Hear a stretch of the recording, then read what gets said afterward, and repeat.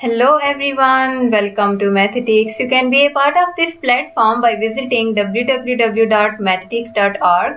Dear students, you can discuss your math problems here. I would try my level best to make your concepts clear. Let's start our today's lecture. Here we have more practice problems.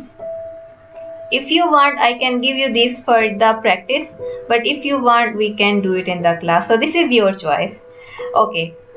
Okay, we can do first one in the class if this is your choice. So here is the first diagram given, and P, Q and T are points on the circumference of a circle with center O.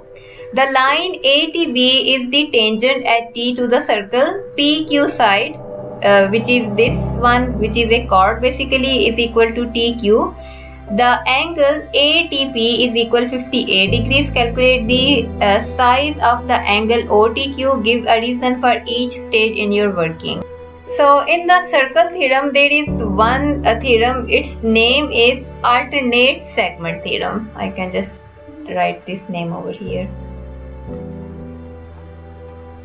Alternate segment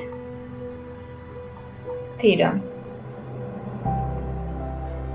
So according to that theorem, if there is one angle which is outside this triangle making with the tangent line, that angle must be equal to this angle which is at the circumference. So that means this is also 58 degrees.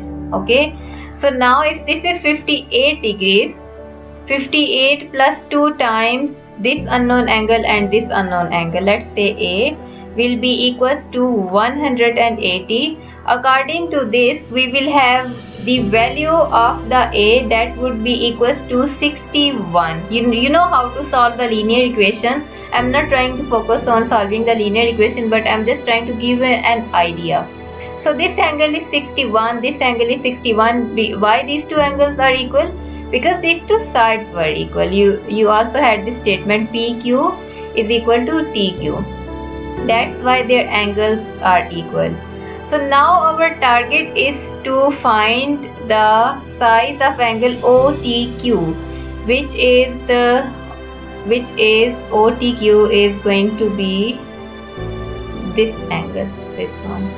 So, but for that angle we also need to do this one. We need to split this 61 into two parts. But let's see how can we do this one.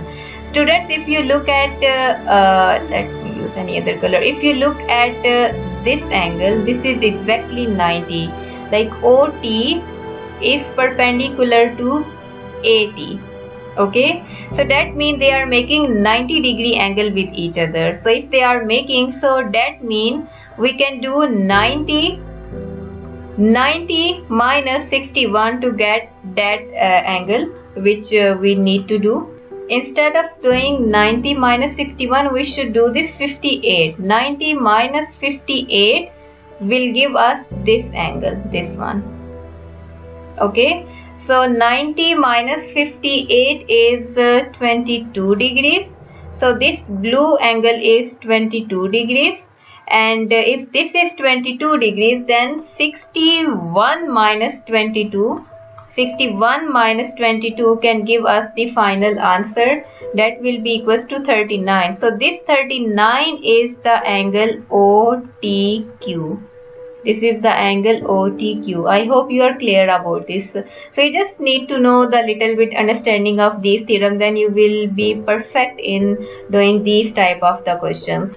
Okay, and then there is the last question. We can also do this question in the class. It says A, B, C, D and E are points on a circle. You can see these are exactly on the circumference of the circle. AC is parallel to ED. This AC is parallel to ED. Write down the size of the angle X.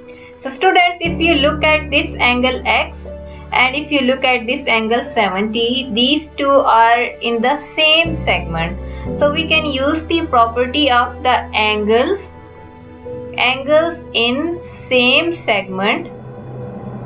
There is the statement, okay, that angles in the same segment are equal. So that means X is equal to 70 degrees. That's exactly equal to that angle, okay. And then we have to find Y. For the Y, we are going to consider this triangle let me just make it completely, then I will explain it to you. So here you can see the third side of this triangle. Okay, so if you look at now if you look at this angle and if you look at this angle, these two angles are alternate because this is the shape which is covering. This is the shape of the alternate angle. So by using the property of the alternate angles, we can say that this will be equals to 34 degrees. Okay, this angle at D, angle D, this much portion will be equals to, or maybe we can write properly that angle ADE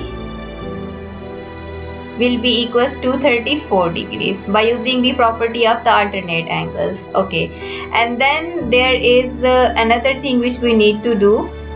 There is the cyclic quadrilateral. Okay, there is the cyclic quadrilateral. If you look at this angle and if you look at this x angle which is 70 degree, these add up to 180. So 70 okay, so 180 minus 70, we can directly write this thing over here. So angle E will be equals to 180 minus 70, which is equals to 110. We can write this over here, 110. And what's the property that we used over here? Cyclic quadrilateral again, which we've been using. Okay, cyclic quadrilateral. Okay, excuse my writing. Okay, so this is the cyclic quadrilateral. I can write it again for you. So cyclic quadrilateral. Okay, so according to the property of cyclic quadrilateral, 180 minus 70, which is 110, that is the answer of the angle E.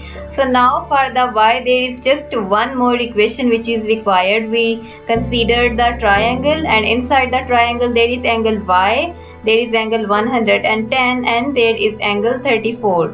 So according to this, y will be equals to 110. Okay, so not equals to, actually there is the plus sign over here, and this will be equals to 180. Sum of the internal angles of triangle will be equals to 180.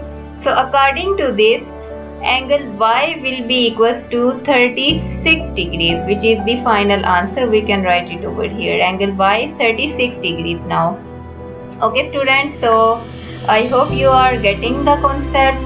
But if you are still confused in these topics, especially in these circle theorems, then that means you need to do a lot of practice. You need to understand the statements. So for that you will need to do the hard work.